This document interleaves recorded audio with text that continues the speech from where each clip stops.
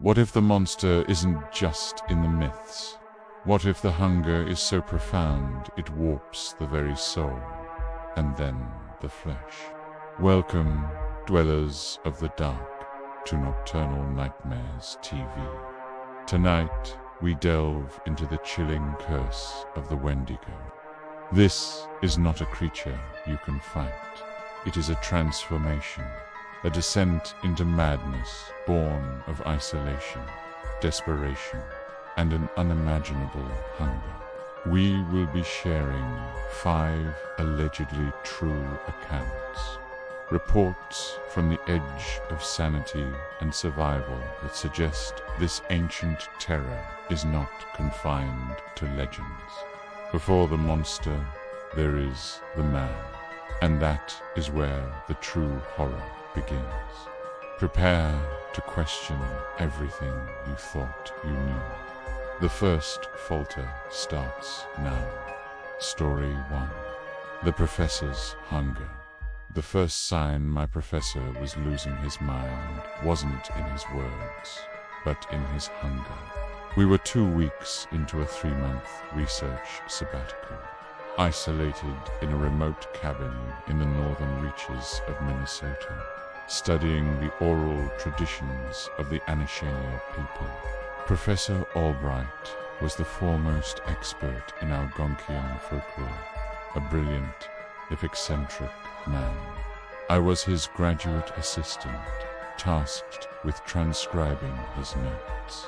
The cabin was our world, a tiny bubble of academia surrounded by an endless, silent sea of snow and pine.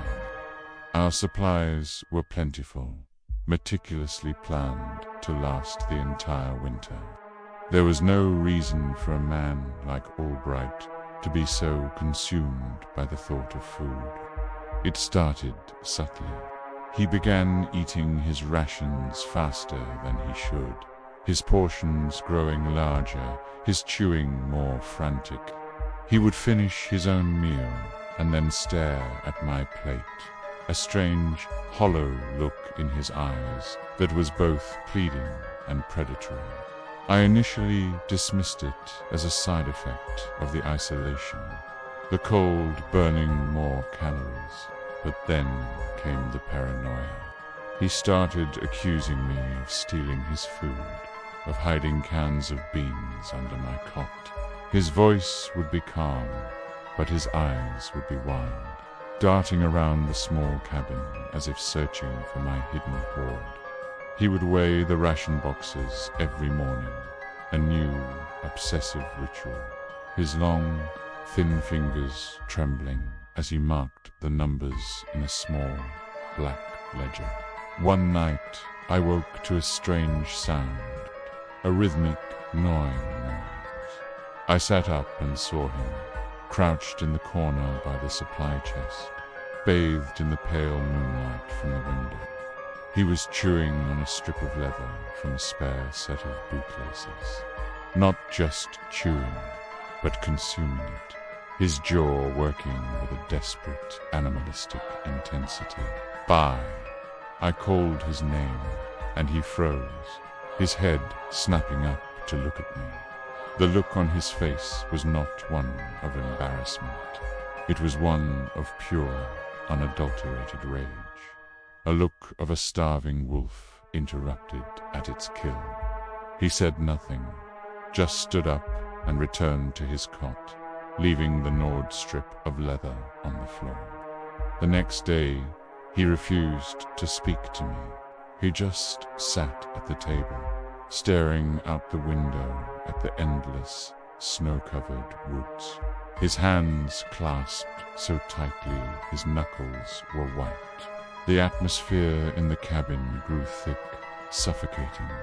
The brilliant academic I had admired was gone, replaced by a gaunt, silent stranger with haunted eyes.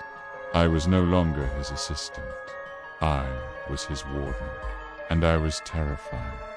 That night, driven by a gnawing fear, I did something I'm not proud of. I went through his personal effects while he was outside, ostensibly chopping wood. Tucked away in the bottom of his duffel bag, I found a hidden journal. This was not the academic logbook he kept on the table. This was something else. Its pages were filled with a cramped, frantic scrawl, and what I read stopped my heart. The journal revealed the horrifying truth. This sabbatical wasn't about studying folklore. It was a desperate, last-ditch attempt at a cure. Albright hadn't just studied the Wendigo myth. He believed he was cursed. A research trip to this same region years ago. A brutal winter. A period of near starvation.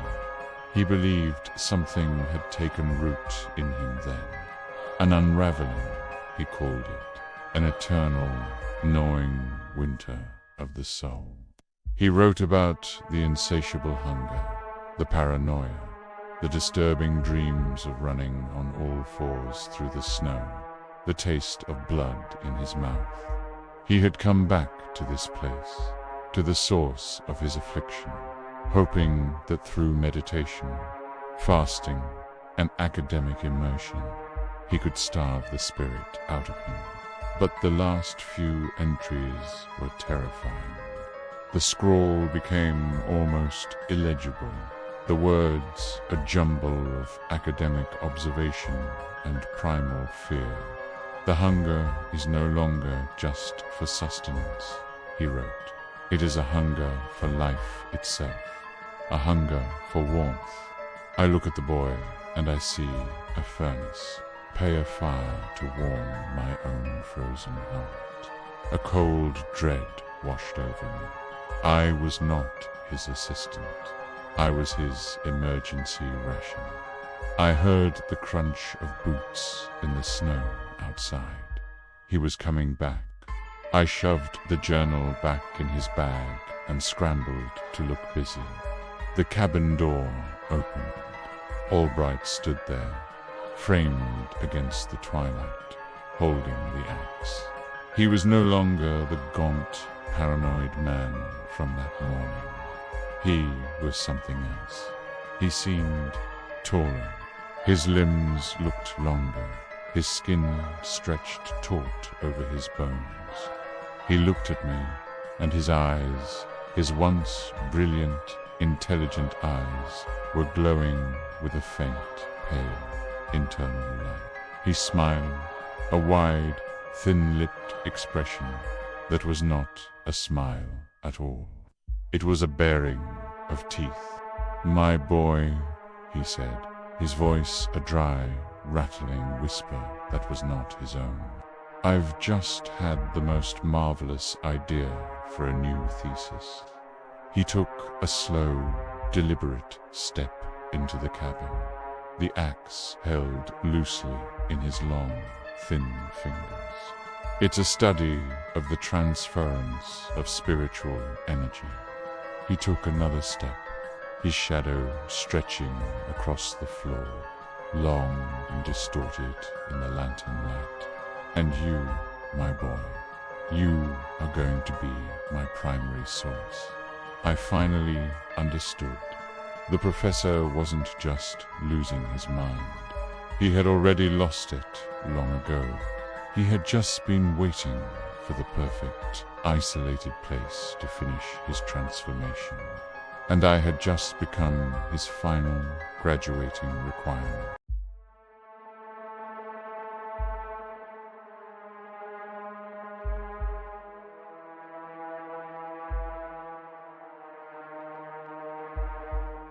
Story 2.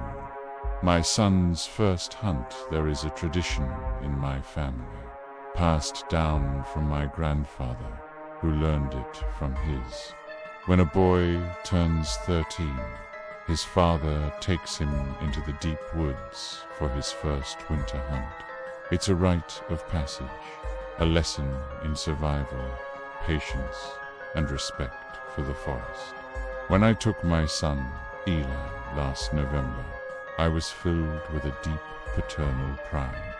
We hiked for a full day into the snow-covered wilderness of the Superior National Forest, to the same remote ancestral hunting grounds my own father had taken me to. But the boy I brought back from that forest, the thing that now sleeps across the hall from me, is not my son. The first 3 days of the hunt were perfect. The snow was deep, the air was crisp, and the silence of the winter woods was a comforting blanket. Eli was a natural, his eyes sharp, his movements quiet. On the 3rd night, a blizzard rolled in, a whiteout so sudden and so violent that it was all we could do to huddle in our small canvas tent and wait for it to pass. It raged for 2 days. We were warm enough, but our rations began to dwindle. The pride I had felt was replaced by a gnawing, fatherly anxiety. I started rationing our food, giving Eli slightly larger portions, telling him I wasn't that hungry. On the 5th day, the storm broke, but the woods were changed. The world was a uniform, blinding white, every landmark buried, every trail erased. We were lost, and we were almost out of food. It was then that the change in Eli began. The quiet, thoughtful boy was replaced by a silent, brooding stranger. The hunger, which should have been affecting me more, seemed to consume him. He would stare at the last of our fooder, few strips of jerky and a handful of nuts with a raw, desperate intensity I had never seen before. His eyes, usually a warm, bright hazel, seemed to have darkened, taking on a hard, flat quality, like river stones. That night I woke to a strange, tearing sound. In the faint moonlight filtering through the tent, I saw Eli crouched over his pack, chewing on the thick leather of the straps. Not just chewing, but ripping at it with his teeth, a low, guttural growl rumbling in his chest. "Eli," I whispered, horrified. He looked up at me, his face a mask of animalistic fury, a piece of dark, wet leather clutched between his teeth. He said nothing, just turned his back to me and continued to gnaw on the strap. My fear was a cold, sharp knife in my gut. This wasn't just hunger. This was something else, something unnatural. I remembered the old stories my grandfather used to tell, the whispers of the Wendigo, the spirit of the starving winter, a curse born of isolation and cannibalistic hunger. Stories I had always dismissed as cautionary tales. The next morning, we found a deer. It was a miracle, a gift from the forest. My relief was so profound, it was dizzying. We would be okay. We would eat. We would find our way home. As I dressed the deer, I saw Eli watching me, his eyes fixed on the blood staining the snow. He was not looking at it with the curiosity of a boy.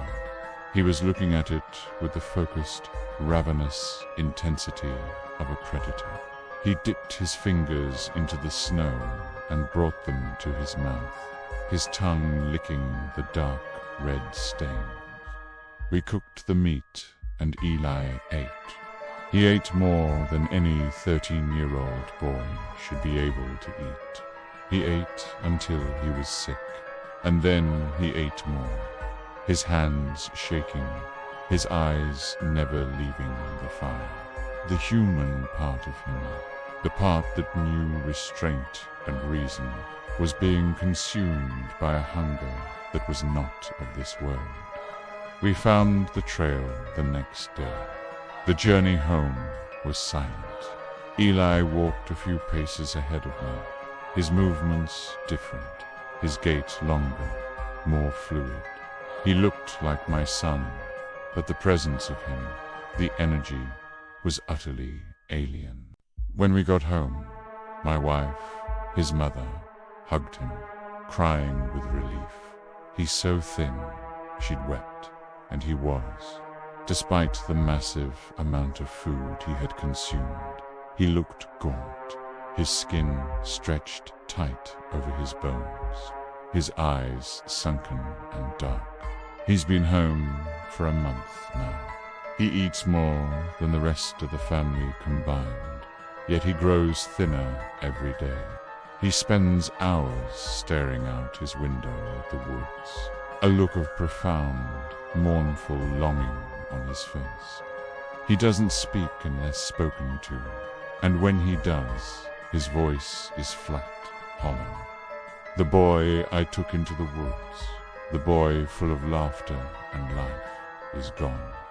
In his place is this quiet, watchful shell, a cuckoo in my nest. I know what happened in that tent during the blizzard. The curse of the winter woods, the starving spirit, found a vessel in my son, a young growing boy with a hunger it could use, a hunger it could twist and magnify until it consumed his very soul. Every night I lie awake, listening for the sound of his bedroom door opening, listening for the soft, barefoot footsteps in the hall, because I know that one day soon the hunger will become too great, and it will come looking for a new meal, and it knows I'm just across the hall.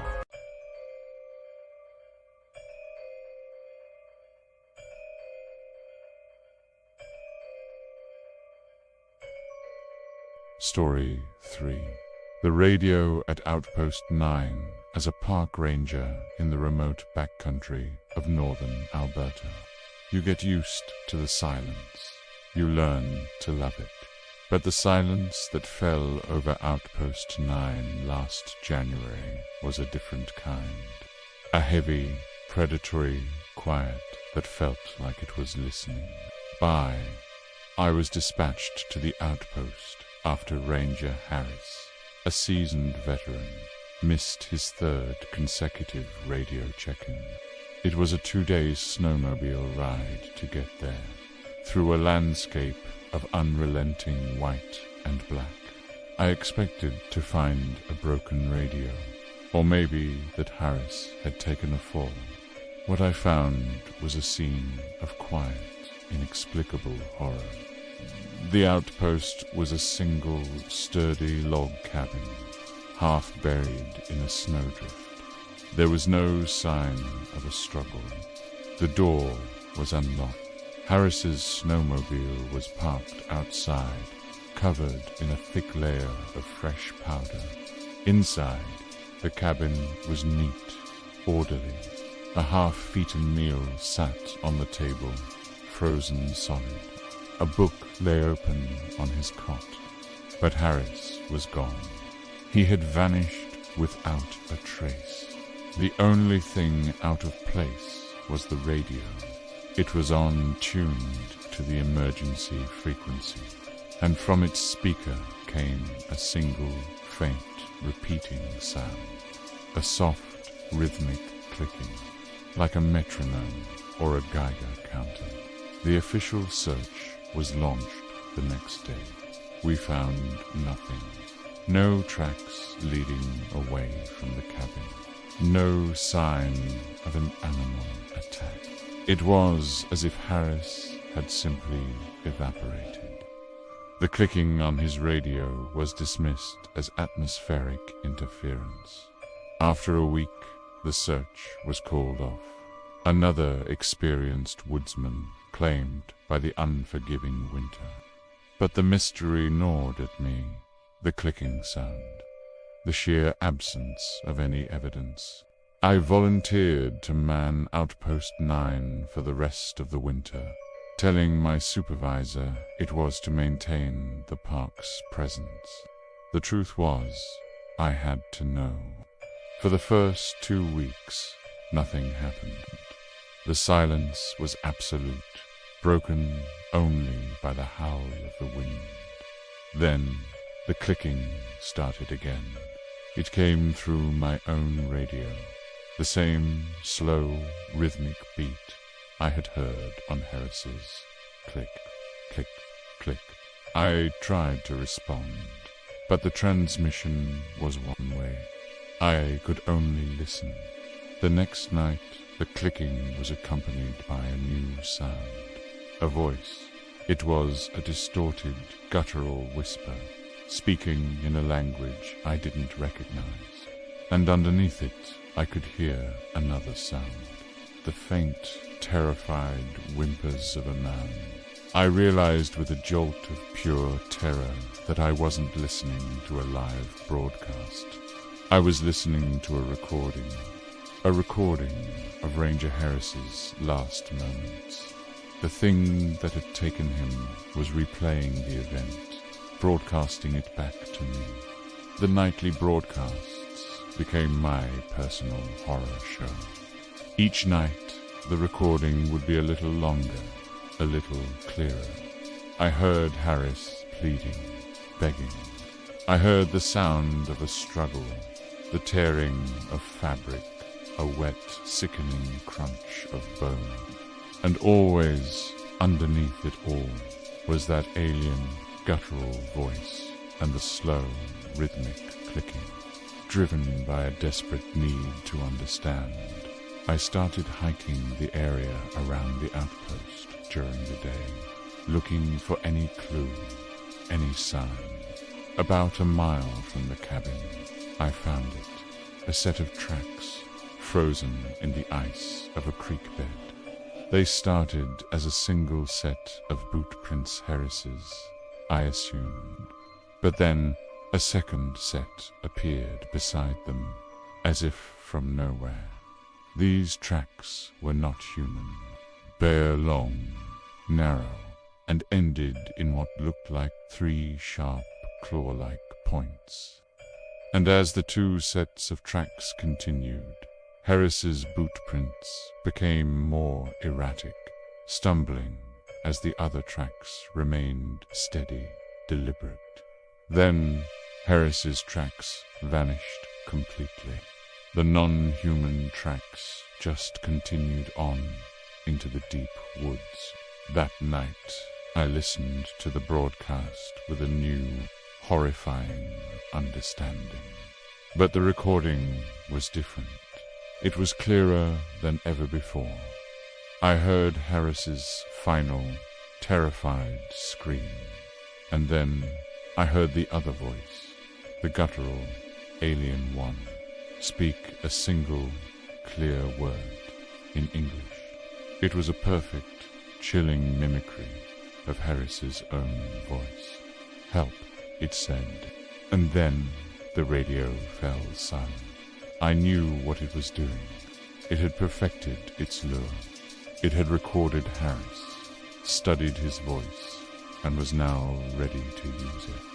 Any ranger hearing that call would come running. I had to warn them. I grabbed my radio, switched to the main channel, and was about to send out a warning.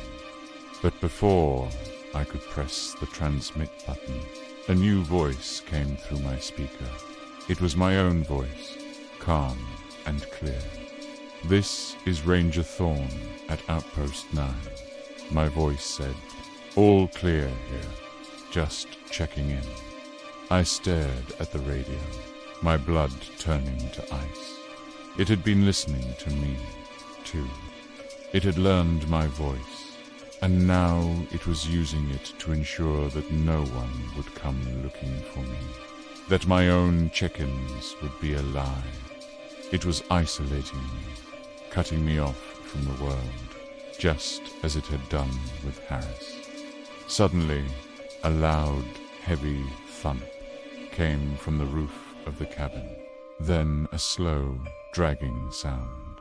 The sound of something heavy and awkward pulling itself across the roof. And then the clicking. not from the radio.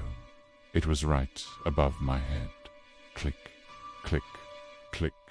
It was the sound of its claws on the tin roof. I looked up at the ceiling, at the stovepipe glowing cherry red from the fire, and I saw the stovepipe begin to buckle, to dent inwards, as something impossibly strong and heavy began to slowly, methodically pry it from its housing, opening a hole, a way into my small, safe, lonely little world.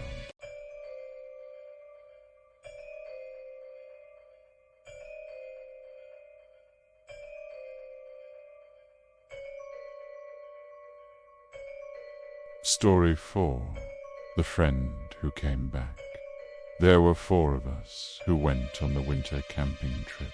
Me, my girlfriend, Sarah, and our friends, Mark and Jessica.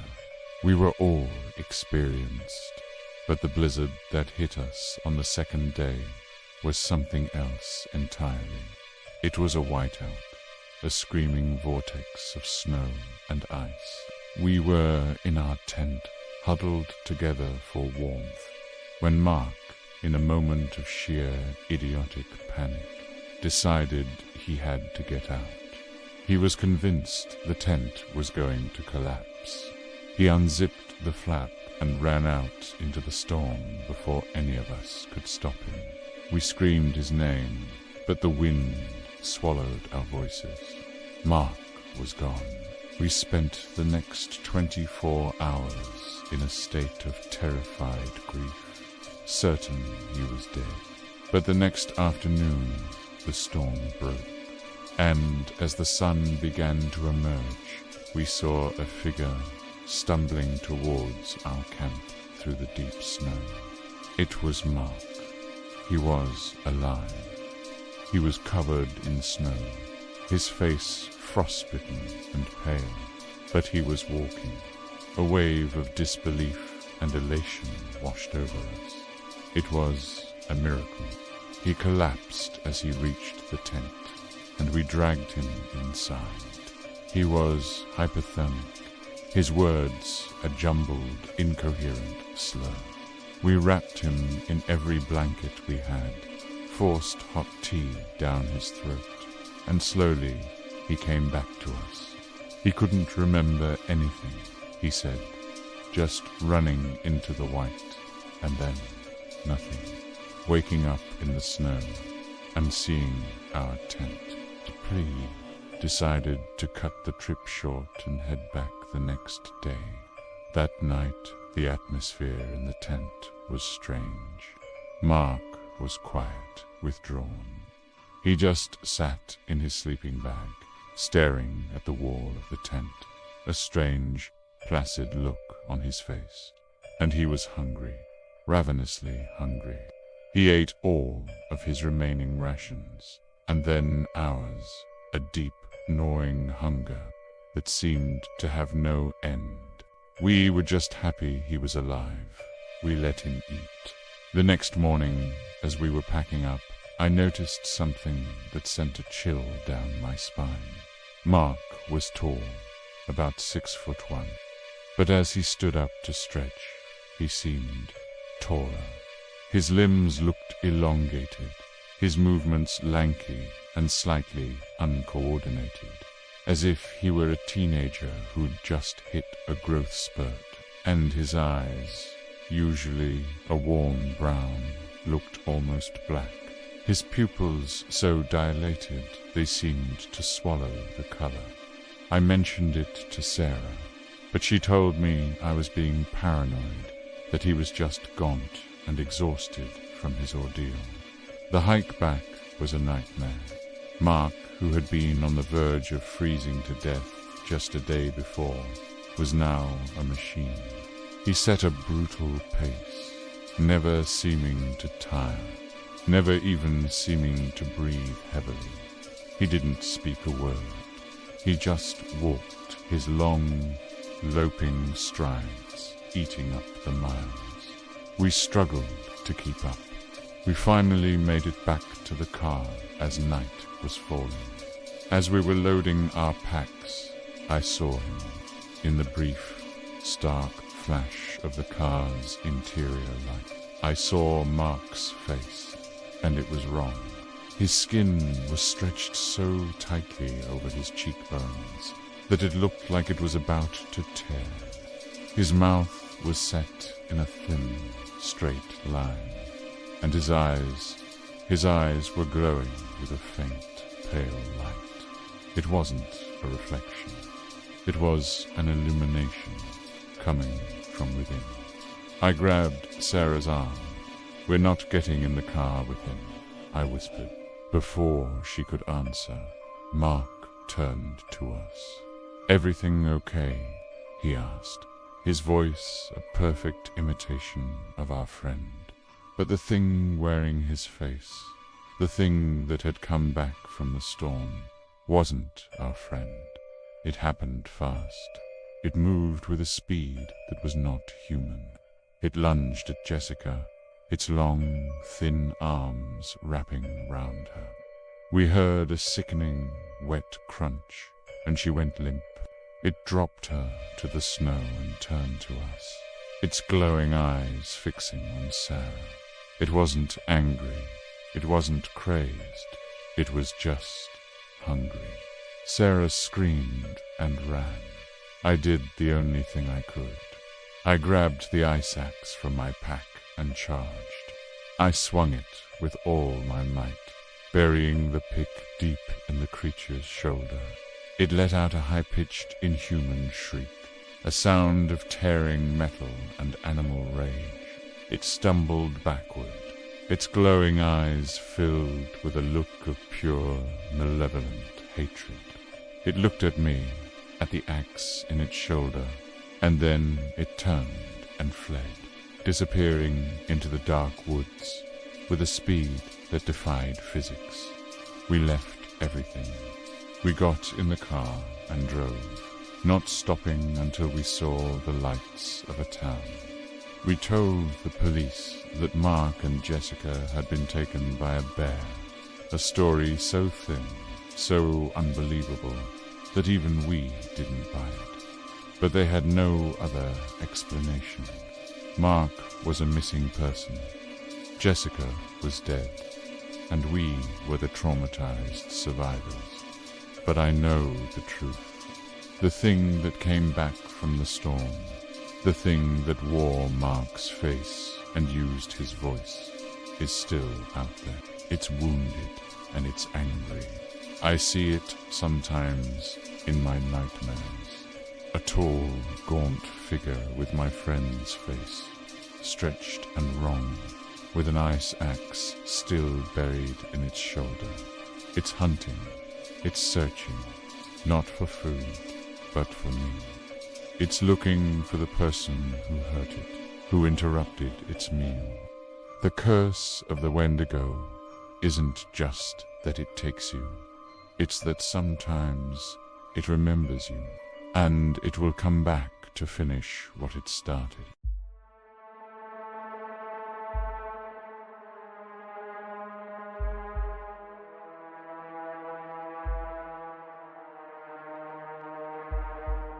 Story 5. The Contagion of Camp Coldwater. I am a tracker, not by trade, but by blood. My grandfather taught me to read the woods, to see the stories left behind in a broken twig or a scuffed patch of moss. It's a dying art, and one that has brought me more sorrow than peace. Last winter, I was hired by a wealthy family from out east to find their son, a young man named Alex, who had gone on a solo survivalist trip in the Canadian wilderness and had, predictably, vanished. They spared no expense. They flew me in by helicopter to his last known location, a place called Camp Coldwater. It wasn't a camp. It was just a name on a map where two frozen rivers met. The scene at his campsite was wrong. His tent was shredded, not by claws, but as if by human hands, in a fit of pure, unadulterated rage. His expensive gear was strewn across the snow, some of it broken into pieces, but there was no blood, not a single drop.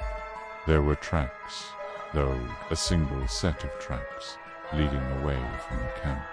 Alex's. They were deep, frantic, the tracks of a man running for his life. I began to follow them. For the first mile, the tracks told a simple story of panic. But then the story changed. The strides grew longer, impossibly long, the gait shifting from a desperate sprint to a powerful, loping bound. And the tracks themselves began to change. The clear imprint of his heavy winter boots began to elongate, to narrow. The heel mark vanished, and the toe marks deepened, as if he had started running on the balls of his feet. I knelt and stared at a print, a cold dread seeping into my soul. It was no longer the track of a man in boots. It was the track of a long, narrow, barefoot creature. I was no longer tracking a missing person. I was tracking a transformation. The stories of the old ones, the ones my grandfather had whispered in a low, fearful voice, came flooding back. The Wendigo, the starving spirit that takes a man and turns him into a vessel of eternal, gnawing hunger. Alex hadn't been chased. He had been infected, and he had been running from himself. I followed the tracks for another 2 miles, my hand resting on the handle of the large hunting knife at my belt. The tracks led to a small, frozen lake. They went right to the edge and then stopped. I scanned the opposite shore, a half-mile away, and I saw it, a flicker of movement, a tall, gaunt, grey figure, moving with an unnatural speed through the trees. It was naked, despite the sub-zero temperatures. Its skin the color of ash, its limbs like the branches of a dead tree. It was the boy, Alex, or what was left of him. I should have turned back. I should have called the family and told them their son was gone. But my pride, my professional duty, drove me on. I circled the lake, my senses on high alert. I found the tracks again on the other side, and with them a new sign. Blood, a single dark drop on the snow, and another a few feet later. It was wounded. I followed the blood trail into a dense thicket of pines, and I found him. He was huddled at the base of a large, snow-dusted fir, clutching his side. He was not the monster I had seen from across the lake. He was a boy again, shivering, naked, his eyes wide with a terror and a pain that were all too human. His skin was pale, but it was flesh, not ash. His limbs were thin, but they were the limbs of a young man, not a spider. The transformation was not permanent. It was a state, a fever that came and went. He looked up at me, his eyes pleading. "Help me," he whispered, his voice a raw, broken croak. "It's so hungry." I took a cautious step forward, pulling a thermal blanket from my pack. "It's okay, son. I'm here to take you home." As I drew closer, the smell hit me, not the smell of sickness or decay, the smell of fresh meat, the smell of life. And I saw the change happen in his eyes. The human fear was extinguished, replaced by a flat, black, predatory emptiness. His head snapped up, a low, guttural growl escaping his lips. He lunged at me, his movements a blur of desperate, starving speed. I was ready. I sidestepped his charge and brought the heavy hilt of my knife down on the back of his head. It was a calculated risk, enough to stun him, not to kill. He collapsed into the snow, unconscious.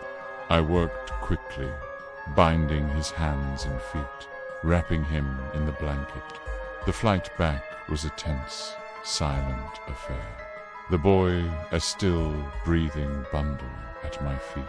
We delivered him to a private medical facility his family had arranged. They were told he had suffered a severe psychotic break due to exposure and malnutrition. They would never know the truth. I took my payment and went home, trying to forget the look in that boy's eyes.